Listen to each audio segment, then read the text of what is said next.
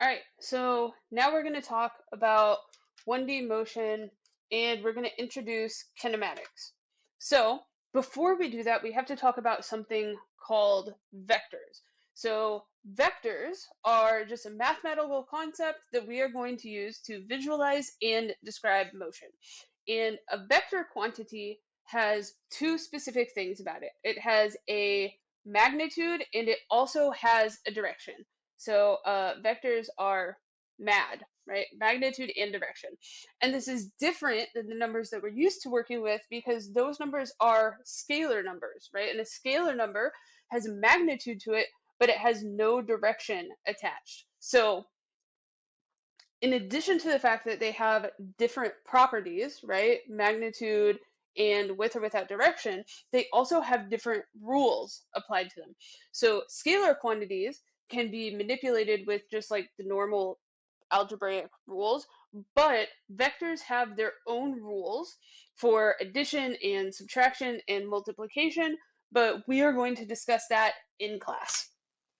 So, a few examples, right, of scalar versus vectors, right? Scalars just have a magnitude. So, like 170 pounds, um, something like 45 miles per hour, 30 Fahrenheit. These are all scalar values, right? So, the example I like the best is 45 miles per hour.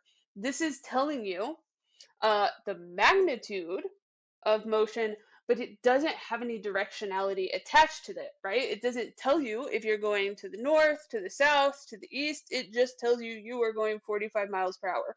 And this is different than a vector because a vector attaches that directionality to the value. So, if we want to talk about the motion of objects, we need to talk about position and displacement, right? So we have uh, a number line here, and we have an object at a specific position. So what is the position of this object? Well, this object is at the position of 1 meter. And I am going to call this position initial. I'm using R to represent the position, right? So R is my position, and its initial position is at 1 meter. So let's say my object moves, it's at a new position.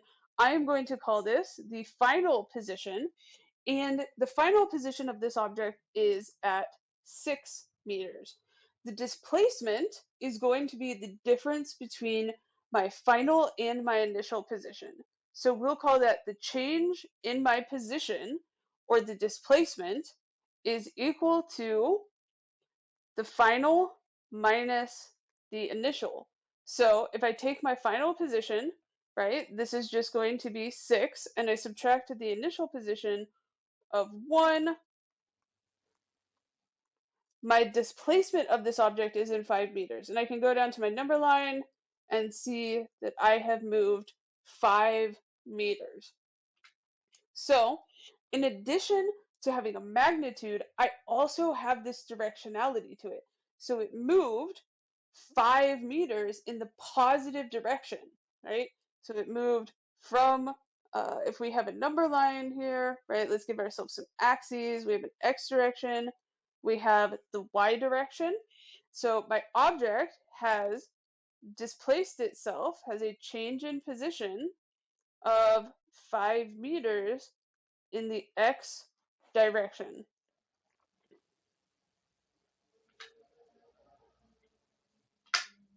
So displacement is defined by the change in the position, right? So displacement, we have our change in position is equal to the final minus the initial. And we have units of meters, right? Because that's our SI unit for length. This triangle here is the Greek letter delta. And delta just represents the change in some quantity. So we could have a change in time, which is final minus initial. We could have any other sort of change, but whenever we see this delta, it is going to be a change in blank is equal to blank final minus blank initial. It is always going to be final minus initial. So another way that I can represent this is my object started at 1 meter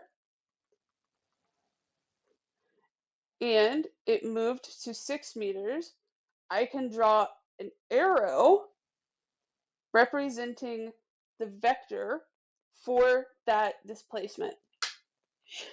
So I think it's important right now to discuss the difference between distance and displacement, because often we're used to thinking about things in terms of distance and displacement are different, right? So how far away is something from my house? I'm generally thinking about distance, not displacement. What distance did I run? I'm often thinking again about distance and not displacement. So distance and displacement are not the same thing. Distance is how far an object has traveled. Displacement is how far from the initial position was the final position. So let's say I start at location 1 and I'm riding my bicycle through like a fun wilderness path, mountain biking trail, and this is the end, right? My distance is going to be this total path that I traveled. My displacement is just going to be the difference between my starting and ending position. So my distance and displacement are not the same thing. Now, if I travel in a straight line, right, from point 1 to point 2, my distance and displacement that should hit there. Let's imagine that's a straight line. Um, my distance and displacement are going to be the same. Another great example that I like to use is like walking in a circle, or let's say that we are going and we're going to run laps at the track, right? So our track is in a circle. I am going to start at point 1, and let's say I do like 5 laps around the track. My distance that I covered is going to be 5 laps. But if my starting and ending position are the same, my displacement is going to be 0. So distance and displacement are not interchangeable with each other. So displacement is a vector. Distance is a scalar value. So it has a magnitude and it has a direction. And I can have displacement in the positive direction as well as in the negative direction. So if I start at point 1, I go to point 2, and my vector is going to be pointing in the positive direction. And we can imagine like we have a coordinate system here. It is pointing in the positive direction. But if I start at point 1 and I go to point 2, this is now pointing in the negative x direction on a number line, so my displacement is going to be negative. We could represent this as something like my change in position is 6 meters in the x direction, positive value. This one we could say my change in position is negative 6 meters in the x direction. And I have attached my directionality in the form of a negative sign in front of my magnitude, my value. So we could infer that this is a positive 6 meters, although you don't have to include the plus sign because it's implied. But we can have positive and we can have negative displacement. So once we have the change in position, we can talk about a concept called velocity. So velocity is just going to be my change in position over my change in time, right? So we have the final minus initial for both of these. And velocity is also a vector because our numerator is a vector, and it inherits that vector quantity. Now, our velocity, our change in position over a change in time, has units of meters per second. And that's because, right, our change in position has units of meters, our change in time has units of seconds. That gives us units of meters per second. So velocity is just going to represent how much the position changes over time, as well as in what direction. But whenever we're talking about the motion of objects, things like displacement or velocity, we have to think about something called a reference frame. So a great example of this is, let's say that I am sitting on a train. My head is very small in comparison to my body, and you are walking uh, forward on this train. Your motion relative to my perspective is going to be a lot slower than if there is somebody on the outside watching the entire train move and watching you walk with an additional velocity. These would be added together. So whenever we think about reference frames, I like to think about this like the perspective or from the perspective of the person. And a measurement of something like velocity or change in position is kind of relative to the perspective that you're using, right? The velocity that person A sees of person B is going to be different. It'll be a different measurement than the measurement that person C takes. And that's because in situation where they're outside the train, we also have the motion of the train. So we have an average velocity and we have an instantaneous velocity. So average velocity is going to be over some interval of time, whereas instantaneous velocity, I like to think of this as a snapshot. If I take a snapshot as a specific point in time, what is your velocity right then? And that could be different than your average velocity. So my average velocity is my average change in position or displacement over time. It is a vector. My instantaneous velocity is my velocity at a specific point in time, kind of like a snapshot. So I can imagine that I have a plot here that represents my velocity as a function of time. And I have a crazy changing velocity. So at each time, I have a different velocity. I can take the average and it is going to be a constant value, right? So this would be my average. But my instantaneous velocity is going to depend on what point in time I take this snapshot. So in addition to velocity, we often hear about speed, right? Well, speed is going to be a scalar value. Speeds are scalar. Velocities are vectors. We have an instantaneous speed and an average speed, as well as an instantaneous velocity and an average velocity. So instantaneous speed is going to be the magnitude of my instantaneous velocity. So my speed at some, I'll put instantaneous, is going to be the magnitude of my instantaneous velocity. My average speed is going to be the total distance, not displacement, distance divided by total time. And these can give us different values in different situations. So let's say we have two people and they're traveling from point A to point B and it takes them the same amount of time. Let's say it takes them both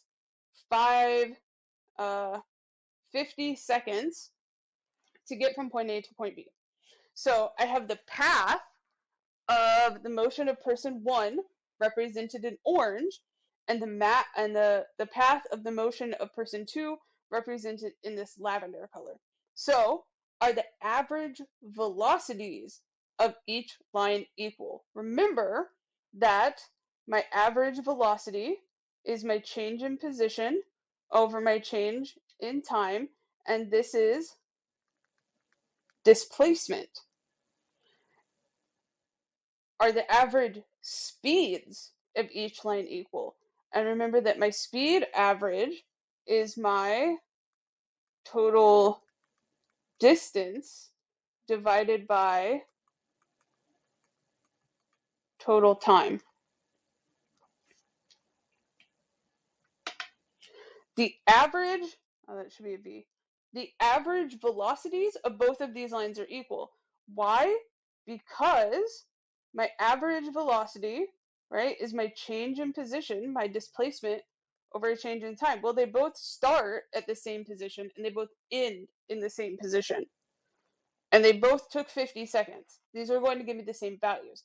The average speeds are different. Why? Because this orange line has a much longer path than the lavender line. The total distance traveled by orange is further than lavender. So speed and velocity are not interchangeable with each other. So just like we can have a positive and a negative displacement, we can have a positive and a negative velocity, right? So a positive would be a change in velocity in the positive direction, and a negative would be in the negative direction. So because the directionality, the vector aspect of my velocity comes from my change in position, right? This position vector over a change in time. If my object is moving in the positive direction, my velocity is going to be a positive value. If my object is moving in the negative direction, right? I have a negative displacement, then I'm going to have a negative velocity. So it depends on the sign of the displacement. The sign represents the directionality. Once we have velocity, we can talk about acceleration. So acceleration, I feel like, is a bit more abstract and is sometimes harder for people to grasp initially. And that's because, like, velocity is a change in position over a change in time. Acceleration is my change in velocity over a change in time. And again, it is a vector because velocity is a vector. And we have units of meters per second squared. This is because my change in velocity is meters per second. My change in time is seconds. This gives me meters per second squared. So one thing that's really important that I really want to kind of drive home here, because this is a common mistake that I see students make all the time. An object must have a changing velocity to have acceleration. So we can have an object that is moving but has no acceleration. So each one of these is a snapshot at 1 second. And this is 1, 2, 3, 4, 5, 6, 7, 8, 9 meters. And each one of these pictures was taken at 1 second. This object is moving at 2 meters per second consistently. My object has motion 2 meters per second in the positive direction, but it doesn't have any acceleration. Why? Because it is not changing its velocity. If instead 2, 3, 4, 5, 6, 7, 8, 9, 10. If instead, right, my velocity changes, then I will have an acceleration. So this object is at 1, 2, 3, 4, 5, 6, 7, 8, 9, 10. And each one of these is at 1 second intervals of these pictures. So for this first section of time, that's a terrible bracket, it's moving at 2 meters per second. For this next, it goes 1, 2, 3 meters per second. In this third bracket, it is 1, 2, 3, 4 meters per second. Because these velocity values are changing over time, this object on the bottom has acceleration. So in order to have acceleration, you have to have a changing velocity. An object can be in motion and not be accelerating.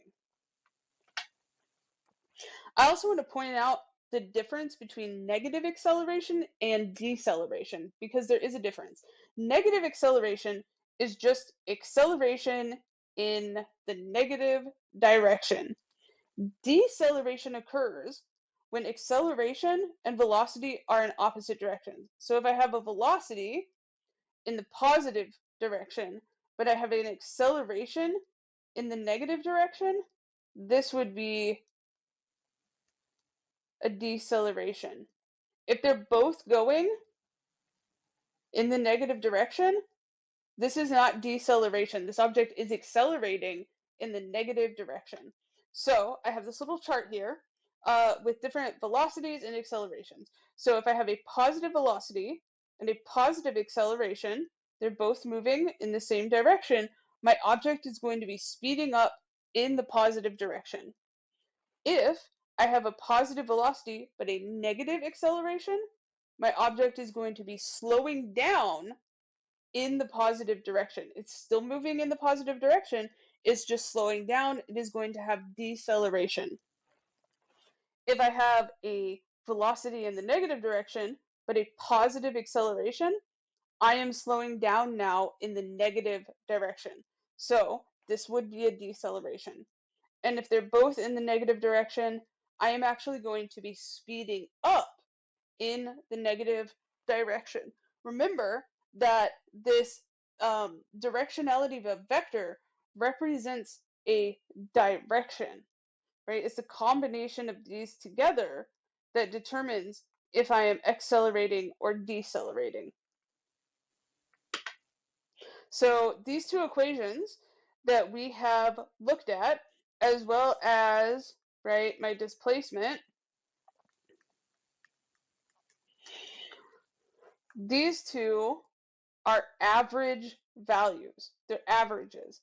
If I want to calculate what is happening at specific points in time, I have to use instantaneous and I have to use a different set of equations. And those equations are called the kinematic equations. So they represent relationships between position, velocity, and acceleration and time. And you can apply the kinematic equations whenever you have motion with a constant acceleration. So this is really important. If your acceleration is changing throughout some sort of process, you cannot use kinematics, right? And an example of a kinematics problem is a problem like this, right? You'll see a lot of these. A car starts from rest at a stop sign and then accelerates uniformly. This is telling me that it's constant at 2.5 meters per second squared for 8 seconds. It wants to know what is the car's final velocity after 3 seconds and how far does the car travel in that time. So if I was to see this problem, there's a few things that I would do here. The first thing is I would note that it gives me the acceleration. My acceleration is 2.5 meters per second squared. It tells me that this acceleration occurs for 8 seconds, but it only wants my final velocity after 3 seconds. So I'm going to put that my time final is 3 seconds. And it wants to know how far does the car travel. That's asking me for displacement. There's one other thing that's hidden in this problem that I really want to point out, and that's this statement of a car starts from rest. This is actually giving me the instantaneous velocity at the beginning. So my initial velocity is 0. It's telling me it starts from rest. So this is just listing out all the information that is given in the problem and what I'm trying to find. So to solve this, we need to use the kinematic equations. And there are 4 kinematic equations. This is average velocity. This just goes into that one, right? So we have 4 kinematic equations.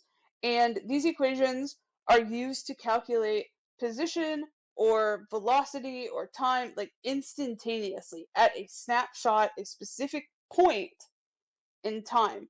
Notice that these are not changes. These are specific points in time. But with these equations, we have to assume that we have a constant, unchanging acceleration.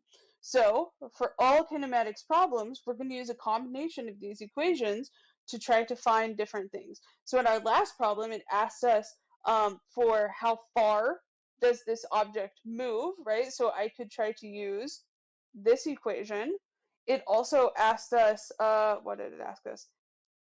Oh, the final velocity. So a final velocity, I could try to use this equation. So what equation you choose kind of depends on what's given to you in the problem, what you're trying to solve for.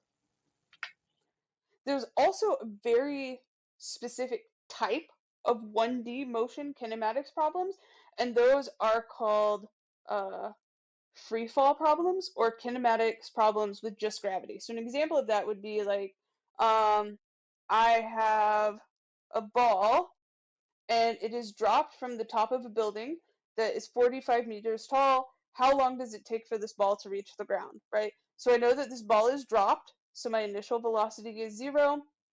Um, I know that it is dropped from the top of a building that is 45 meters tall. So oftentimes people put, right, my change in position is 45 meters, but that's not right because it's 45 meters tall, right? The height is 45 meters, but my displacement is not 45 meters, right? Because I need to think about where is my initial position and where is my final position. So my initial position is going to be the top of this building. My final position is going to be on ground level. So my change in position, right, my displacement is the final minus the initial. It is going to be 0 minus 45. So one thing that generally trips students up about free fall problems and will make the whole problem incorrect because you missed that minus sign is having the incorrect directionality. So this is actually negative 45 meters. Why? Because it is being displaced in the negative direction. And then it asks us for how long does it take for this ball to reach the ground. So you'll notice that we have an initial velocity, we have an initial and final position. We don't have any information about the acceleration, and all of those problems require a constant acceleration. So, oops. So, what is my acceleration? Well, near the surface of the Earth, right? So, near the surface of the Earth, we're assuming like within the atmosphere. Uh, Objects all experience roughly approximately the same acceleration due to gravity, right? This is one of those simplification things that I talked about. Like we're going to simplify the problem. We're going to assume that within this area that we are doing all of this problem solving, our acceleration due to gravity is constant.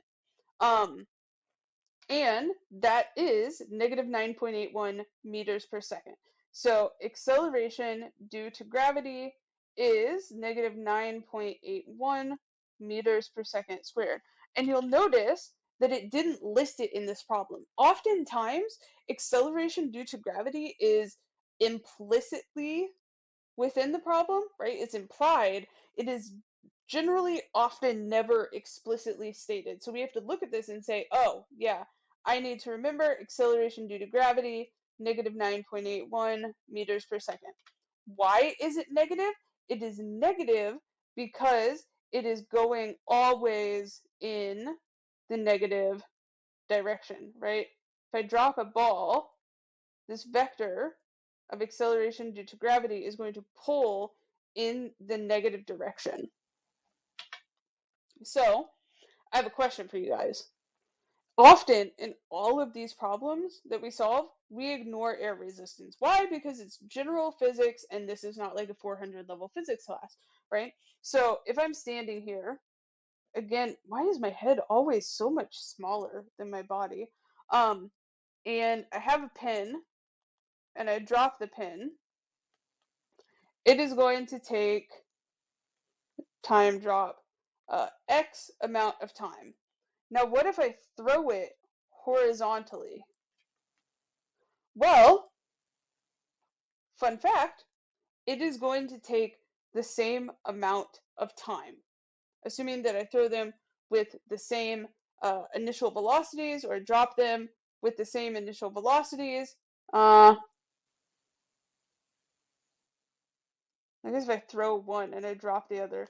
Let's assume I throw both at uh 1 meter per second. Throw one down, throw one off to the side. They're going to land at the same time because they are both experiencing the same acceleration. They are both going to be traveling the same displacement, right? Because this is displacement, and they are both starting with the same initial velocity. So they're going to hit at the same time. Common areas of confusion that I see all the time. When an object makes contact at its final position, like when the object actually like hits the ground, the velocity will not be zero, right?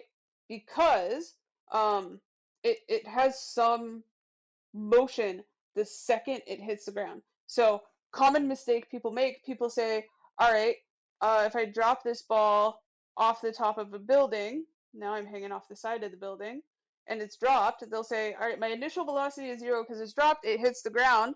Whenever we think about things on the ground, we think about them as being not in motion, but we want to think about it the second that it hits the ground, right? So the immediate second it hits the ground, it is going to have some value of velocity. We can think about this like whenever you're watching sports, right? And they say like, "Oh, this football player caught a ball and the ball was traveling at this speed," right? Whenever they make contact, that ball still has some velocity. Once they have the ball, it doesn't have velocity anymore. And the announcer doesn't say, oh, this person caught the ball at 0 meters per second, right? Because that would be stupid. They say, oh, the person caught the ball at whatever speed footballs travel at. How impressive, right? Because we're thinking about the moment that they make contact. So, same thing here. When an object hits the ground, it is going to have some final velocity. That final velocity cannot be zero. We want it the moment it actually touches the ground. So, what are the steps that we should use to approach 1D problems? So, first, again, make sure you read the whole problem and you understand it well. Draw a diagram. You'll notice that I actually started all of these with drawing a diagram. That wasn't for demonstration. That's actually how I solve all these problems, right? Start with a picture and choose your coordinate axes. If you need to draw uh, like an XY axis, absolutely, absolutely do that. So you make sure that you have your directionality correct. List out all the information. Sometimes it's helpful to put it into like have, want categories. Like I have initial velocity is 5, my acceleration is negative 9.81, and I want time. Like making a table can be helpful. Think about what physics applies here, plan an approach to solving these problems, um, look at the kinematic equations, figure out which ones relate the known and unknown quantities to each other, and we'll spend a little bit of time doing this in class. Um, Solve the algebra first, then plug in numbers and stop and say to yourself, hey, does this seem reasonable, right? So, does the directionality of your answer make sense? Do you have negative time? Remember that time cannot be negative. So if you get a negative value for time, you did your math wrong somewhere.